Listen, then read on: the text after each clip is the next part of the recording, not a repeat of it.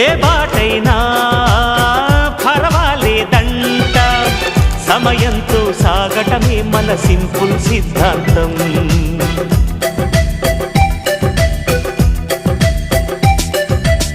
చిరుగాలికి పరిమళమిచ్చే సిరిమల్లెల వనమై ఉందాం, గగనాన్ని నేలను కలిపే హరివిల్లుల బంతెన అవుదాం. ఆనందం అంటే అర్థం మనమందా, ప్రతి పూట పాటై సాగే హుషారు సరిగమలో.